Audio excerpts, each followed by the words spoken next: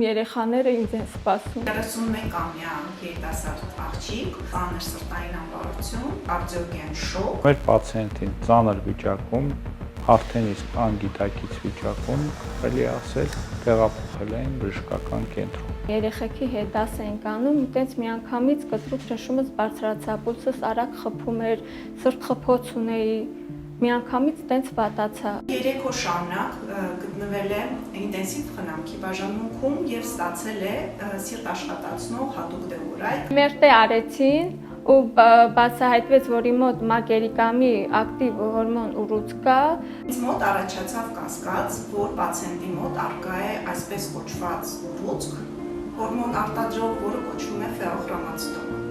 Ֆեոխրամացիտոման դա մագերիկամի ուռուցք է,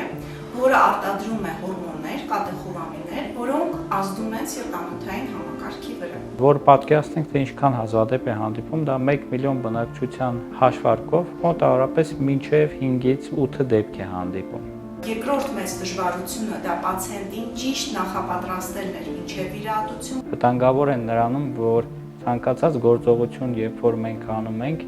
տվյալ իրավիճակում դիպչելով այդ հորմոնալ ակտիվ գոյացությանը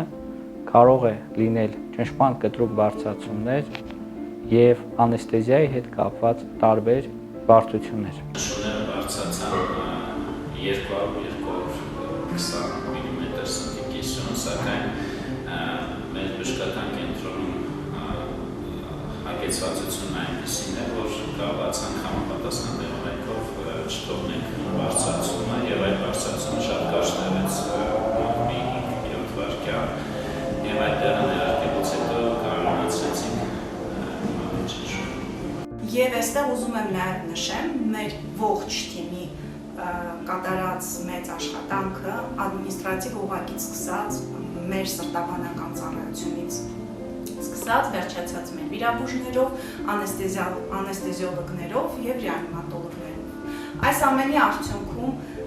պացիենտը, ով 2 ամիս առաջ ունեցել է ծայրահեղ ծանր խնդիրներ, այս պահին դուրս է գրվել լրիվ առողջացումով առանց դեղորայքի։ Ես ուղղակի Աստծուն էի աղոթում ու հավատում էի, որ ես կլավանամ ու իրոք օր-օրի վրա ես զգում էի փոփոխությունը։ Ուրախ եմ, որ հայտնվեցի լավ բժիշկների ձեռքում։